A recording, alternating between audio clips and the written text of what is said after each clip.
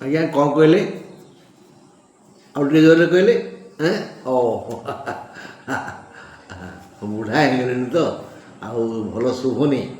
ଆପଣଙ୍କର ତାହେଲେ କୁମ୍ଭ ରାଶି। ହଁ ହଁ, ମୁଁ ତ ଠିକ୍ କରିଛି। ଆଜି ଆପଣଙ୍କ ବିଷୟରେ ମାନେ କୁମ୍ଭ ରାଶି ବିଷୟରେ ଆଲୋଚନା କରିବି ଯେ ଏପ୍ରିଲ 14ରୁ ମେ 14 ଯାଏ, ଏପ୍ରିଲ 14ରୁ ମେ 14 ଯାଏ ବିଷୁବ ସଂକ୍ରାନ୍ତି ଠାରୁ ମାନେ ଠେକି ବସା ସଂକ୍ରାନ୍ତି ଠାରୁ ଠେକି ଉଠା ସଂକ୍ରାନ୍ତି ଯାଏ କୁମ୍ଭ ରାଶିର ବନ୍ଧୁଗଣ କେଉଁ କେଉଁ ସମସ୍ୟାର ସମ୍ମୁଖୀନ ହେବେ ଓ ସେ ସମସ୍ୟାର ସମାଧାନ କିଭଳି ହେବ। ହଁ ସଖା, ଆପଣ ଜାଣି ଖୁସି ହେବେ ଯେ ଏ ମାସରେ ଆପଣଙ୍କ ପାଇଁ ରବି ତୃତୀୟ, ମଙ୍ଗଳ ଷଷ୍ଠ, ବୁଧ ଆଉ ଶୁକ୍ର ଚତୁର୍ଥ, ଏ ଚାରି ଗ୍ରହ ଆପଣଙ୍କୁ ମାନେ ଆଉ କ'ଣ କହିବି, ଦେଲା ଭଳିଆ ଦେବେ। ଧନ, ଜନ, ଗୋପ, ଲକ୍ଷ୍ମୀ, ସୁଖ, ଶାନ୍ତି। ତୃତୀୟ ରବି ଆଉ ଷଷ୍ଠ ମଙ୍ଗଳ, ତ୍ରିଷଡ଼ ଏକାଦଶେ ରବି, ତ୍ରିଷଡ଼ ଏକାଦଶେ ଭୌମ, ସର୍ବରିଷ୍ଟଂ ବିନଶ୍ୟନ୍ତି ରାହୁବତ୍।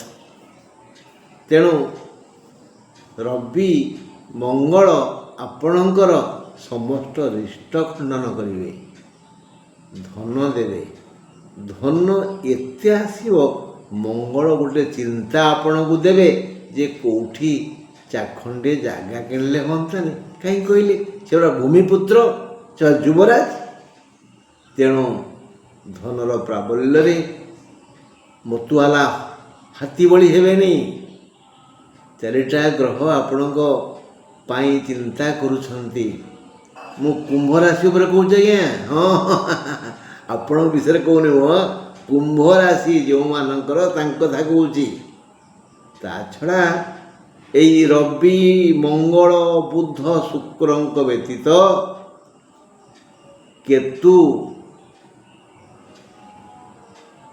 ଯଦିଓ ଶାରୀରିକ ଯନ୍ତ୍ରଣା ଦେବେ, ତଥାପି ଆର୍ଥିକ ସମସ୍ୟା ସୃଷ୍ଟି କରିବେନି।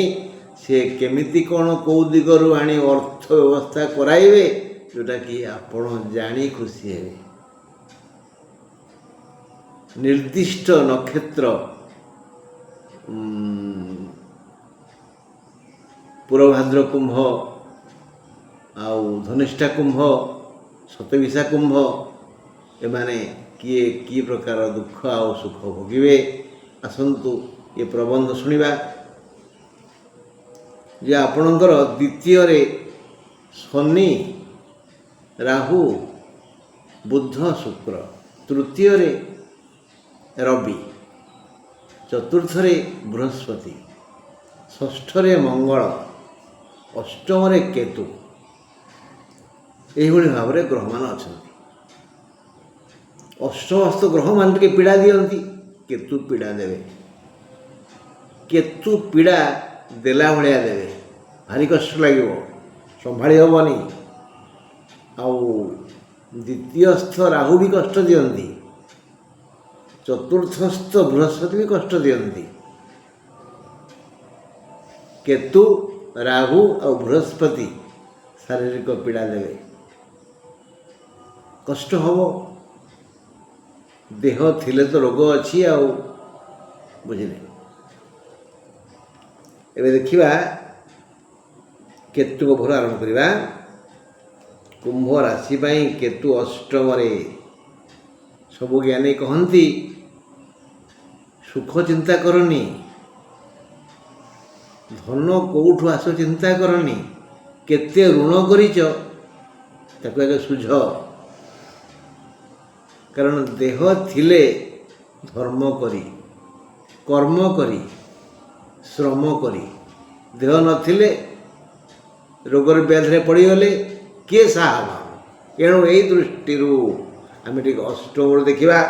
ଅଷ୍ଟମରେ କୁମ୍ଭ ରାଶି ପାଇଁ କେତୁ, ଏଥିପାଇଁ ଶାରୀରିକ ଦୁଃଖ ଯନ୍ତ୍ରଣା ଅବଶ୍ୟ ବଢ଼ିଯିବ। ମାତ୍ର ପାଖକୁ ଆସିବା ପାଇଁ ଧନଲକ୍ଷ୍ମୀ ଅନେଇ ବସିଛନ୍ତି। ଆୟପନ୍ଥା ଜଳ ହୋଇ ଦିଶିବ, ଆୟ ବଢ଼ିଯିବ। ରାହୁ ଦ୍ୱିତୀୟରେ, ଏଣୁ ଦେହ ଦୁଃଖ ବଢ଼ିଯିବ। 23 ଆଉ 24 ନକ୍ଷତ୍ର, 23 ଆଉ 24 ନକ୍ଷତ୍ର, ଧନିଷ୍ଠା ଆଉ ଶତଭିଷା, 23 ଆଉ 24 ନକ୍ଷତ୍ର ଦ୍ୱୟର ଧନହାନି ହେବ। ମାତ୍ର 25 ନକ୍ଷତ୍ରର ସମ୍ମାନ ଧନ ଲାଭ ହେବ। ପୂର୍ବଭାଦ୍ରର ସମ୍ମାନ ବଢ଼ିବ, ଧନ ବଢ଼ିବ। ଏ କାମ କିଏ କରିବେ? ରାହୁ କରିବେ।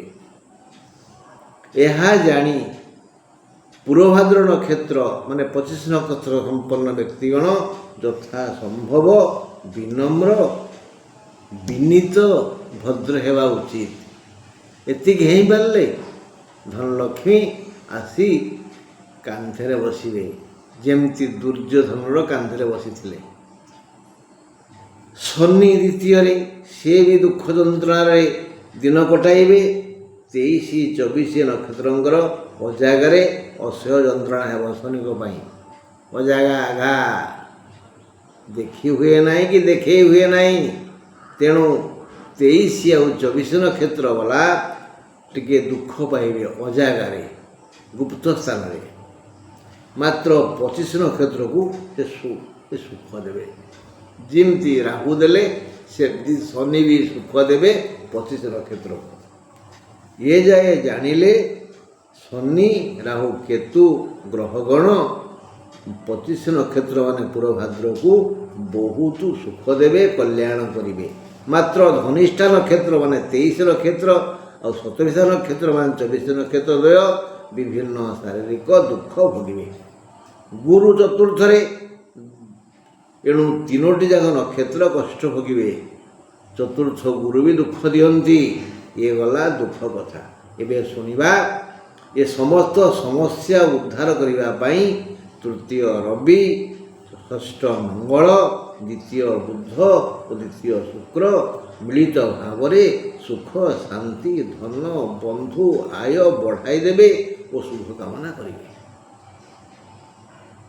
ଶନି, ରାହୁ, କେତୁ, ବୃହସ୍ପତି ଏମାନେ ଶାରୀରିକ କଷ୍ଟ ଦେବେ, ମାନସିକ କଷ୍ଟ କେହି ଦେବେନି। ଭାଇ ଯେପର୍ଯ୍ୟନ୍ତ ବଞ୍ଚିଥିବେ ଚିନ୍ତା କରିବେ ଶାରୀରିକ କଷ୍ଟ ଅପେକ୍ଷା ମାନସିକ କଷ୍ଟ ଭାରି ଭଲ। ଏତେ କଷ୍ଟ ଦେବ ଯେ କେହି ଜାଣିବେନି, ସେଇଟା ମଧ୍ୟ ଅଜାଗା ଘା। ମୁଁ ଯଦି ଆପଣ ନ କହି ତମେ କହିବି ତାହେଲେ ତମକୁ ଟିକେ କଷ୍ଟ ହେବ। ଯଦି ତୁ କହିବି ଭାରି ବାଧିବ। ଯଦି ଅକଥା କହିବି କହିପାରିବେନି, ସହିପାରିବେନି। ତେଣୁ ଏଇଭଳି ମାନସିକ ଦୁଃଖ ଯାହା ଜୀବନରେ ଆସୁଛି ସେ ଜୀବନ ଥାଉ ଥାଉ ମରିଯାଏ।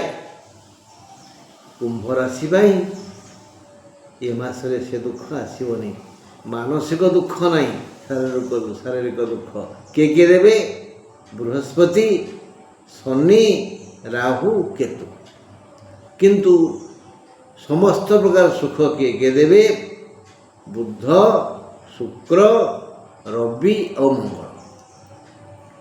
ସେ କଲ୍ୟାଣ କରିବେ, ଜୟ ହୋ କହିବେ, ଆୟ ବଢ଼ାଇବେ, ଶୁଭ କାମନା କରିବେ। ପଞ୍ଚମାଧିପ ବୁଧ ଦ୍ୱିତୀୟରେ, ଏଣୁ ଏ ମାସଟି ଛାତ୍ର, ଛାତ୍ରୀ, ବୁଦ୍ଧିଜୀବୀ ଓ ଗବେଷକ ଓ ବୈଜ୍ଞାନିକମାନଙ୍କ ପାଇଁ ଶୁଭ ମାସ। ଛାତ୍ର, ଛାତ୍ରୀ, ଗବେଷକ, ବୈଜ୍ଞାନିକ ଓ ବୁଦ୍ଧିଜୀବୀମାନଙ୍କ ପାଇଁ ଏ ମାସଟି ବହୁତ ସୁଫଳ ଦେବ। ଏମାନେ ଅଧିକ ପରିଶ୍ରମ କରିବେ ଓ ପରିଶ୍ରମ ଫଳ ପାଇବେ। ଈଶ୍ୱର ତାଙ୍କୁ କଲ୍ୟାଣ କରିବେ। ଭଲ ଯୋଗ ଅଛି। କାହିଁକି ନା ପଞ୍ଚମାଧିପ ବୁଧ, ବୁଦ୍ଧିଦାତା ବୁଧ, ସେ ଦ୍ୱିତୀୟରେ ଅଛନ୍ତି। ପରିଶ୍ରମ ବଢ଼ିଯିବ, ଆଶାନୁରୂପ ଫଳ ମିଳିବ। କେଉଁମାନଙ୍କର? ଏଇ ବୁଦ୍ଧିଜୀବୀମାନଙ୍କର। ମଙ୍ଗଳ ବି ମଙ୍ଗଳ କରିବେ ଆଉ ଯାବତୀୟ ମଙ୍ଗଳ ବି ହେବ। ସପ୍ତମାଧିପ ରବି ତୃତୀୟରେ ଉଚ୍ଚରେ, ସେ ମହିଳାମାନଙ୍କର ଆୟପନ୍ଥା ଖୋଲିଦେବେ। ସମାଜର ବା ଅଧେ ହେଲେ ମହିଳା, ଘରର ମହୁଡ଼ମଣି ପରା ଗୃହିଣୀ। ଗୃହିଣୀಂ ଗୃହମୁଚ୍ୟତେ, ଘରଣୀ ଘର କୁହାଯାଏ। ନ ଗୃହଂ ଗୃହମିତ୍ୟାଉ, ଚାରି କାନ୍ଥର ଏଇ ପରିବେଶକୁ ଘର କୁହାଯାଏନି, ଘରଣୀ ଘର କୁହାଯାଏ। ଏଇ ଘରଣୀମାନଙ୍କର ଆର୍ଥିକ ମାନଦଣ୍ଡ ସୁଦୃଢ଼ ହେବ। ଯିଏ ଯେଉଁ ଜାଗାରେ ଥିବେ ତାଙ୍କ ପାଖକୁ ମହାଲକ୍ଷ୍ମୀ ଧୀରେ ଧୀରେ ଆସି ଜାକିଜୁକି ହେଇ ବସିବେ, ମଙ୍ଗଳ ହେବ ମହିଳାମାନଙ୍କର। ଏଣୁ ସେମାନେ ମହା ଆନନ୍ଦରେ ଦାମ୍ପତ୍ୟ, ପାରିବାରିକ ଓ ସାମାଜିକ ବିକାଶ ପାଇଁ ଚେଷ୍ଟା କରିବେ। ଏମାନେ ଏତେ ଯତ୍ନଶୀଳା ହେବେ ଯେଉଁଥିରେ ପରିବାରର ସଦସ୍ୟ ପୁରୁଷଗଣ ଖୁସି ହେବେ, ଖାଲି ତାଙ୍କ ମୁହଁକୁ ଅନେଇଥିବେ। ତମେ କ'ଣ ନ ଦେଖିଲା ଏ ଆଖି, ତମେ ଆଜିକାଲି ଘର ଚିନ୍ତା କଲଣି। ଏଇଭଳି ଭାବରେ ପ୍ରଫୁଲ୍ଲିତ ହେବେ ଘରର ପୁରୁଷ ସଦସ୍ୟ। ବନ୍ଧୁ ଦେଖିବା ତାପରେ କ'ଣ ଅଛି। ଶୁକ୍ର ଦ୍ୱିତୀୟସ୍ଥ, ତେଣୁ ବନ୍ଧୁ ଆଉ ସୁଖ ବଢ଼ାଇ ଦେବେ। ବନ୍ଧୁ ବଢ଼େଇବେ, ସୁଖ ବଢ଼େଇବେ, ତା ଛଡ଼ା ବନ୍ଧୁ ସୁଖ ବି ବଢ଼େଇବେ। ନୂଆ ବନ୍ଧୁ ହେଇପାରନ୍ତି, ଯଦି ପୁଅ ଝିଅ ବାହା ଯୋଗ୍ୟ ଥିବେ ତାହେଲେ ହେବେ ଆଉ। ଏଣୁ କୌଣସି ବନ୍ଧୁ ସହ ସହଯୋଗର ହାତ ବଢ଼ାଇ ଦିଅନ୍ତୁ ନା, କାରଣ ସେପଟୁ ସେ ଚାହିଁଛନ୍ତି ସହଯୋଗ କରିବା ପାଇଁ, ଖାଲି ଆପଣ ପାଟି ଖୋଲିଲେ ହେଲା। ଭାଗ୍ୟାଧିପ ଶୁକ୍ର, କର୍ମାଧିପ ମଙ୍ଗଳ, ଆଉ ମଙ୍ଗଳ ଷଷ୍ଠଗତ। ଏହି ଦୁଇ ଗ୍ରହଙ୍କ ପାଇଁ ବ୍ୟବସାୟ, ବାଣିଜ୍ୟ, ବୃତ୍ତି, ବେଉସା, ଚାକିରି, ଚାଷ, ବ୍ୟବସାୟ, ବାଣିଜ୍ୟ, ବୃତ୍ତି, ବେଉସା, ଚାଷ ସବୁଥିରେ ଏ ମାସରେ ଭଲ ଆୟ ହେବ, ଭଲ ଲାଭ ହେବ। ମାତ୍ର ଏ ଦୁହେଁ କିଏ, ଶୁକ୍ର ଆଉ ମଙ୍ଗଳ, ଆଙ୍କ ପାଇଁ ଭଲ ଆୟ ହେବ। ବ୍ୟବସାୟ, ବୃତ୍ତି, ବାଣିଜ୍ୟ, ବେଉସା, ସେବା, ଯିଏ ଯେଉଁ କାମରେ ବ୍ୟସ୍ତ ଥିବେ ଭଲ ଆୟ ହେବ, ଭଲ ଲାଭ ହେବ। କିନ୍ତୁ ବୋଲି ଶବ୍ଦ ଏକ, ଅର୍ଥ ତାର ଅନେକ। ଏ ଦିହେଁ କିଏ, ଶୁକ୍ର ଆଉ ମଙ୍ଗଳ ପରସ୍ପର ଶତ୍ରୁ। ସବୁ କ୍ଷେତ୍ରରେ ଶତ୍ରୁ ହଇରାଣ କରିବେ। କାରଣ ଆମ ସମାଜରେ ଅନେକ ପରଶ୍ରୀକାତର ଅଛନ୍ତି, ଜମା ସହିପାରନ୍ତିନି। ଅନ୍ୟର ବିକାଶ ହେଲେ, ଉନ୍ନତି ହେଲେ ଛାତି ଫାଟିଯାଏ, ତାଙ୍କ ହୃଦୟରେ ଭୂକମ୍ପ ହୁଏ। ତେଣୁ ସେଇମାନେ ହିଁ ହଇରାଣ କରିବେ। ଯଦି ଏହି ପରିସ୍ଥିତିକୁ ଧୈର୍ଯ୍ୟର ସହ ସମାଧାନ କରିପାରିବେ, କ୍ରୋଧ ପ୍ରକାଶ କରିବେ ନାହିଁ, ତାହେଲେ ମଙ୍ଗଳ। ବନ୍ଧୁ ଆଜି ଏତିକି। ଯଦି ଈଶ୍ୱର ଚାହିଁବେ, କାଲି ଈଶ୍ୱର ଚାହିଁଲେନି ବୋଲି ମୁଁ କିଛି କହିପାରିଲିନି, ତାହେଲେ ଆସନ୍ତାକାଲି ଆମେ ମୀନ ରାଶି ଉପରେ ଆଲୋଚନା କରିବା। ନମସ୍କାର। ଭଲ ଅଛନ୍ତି ତ?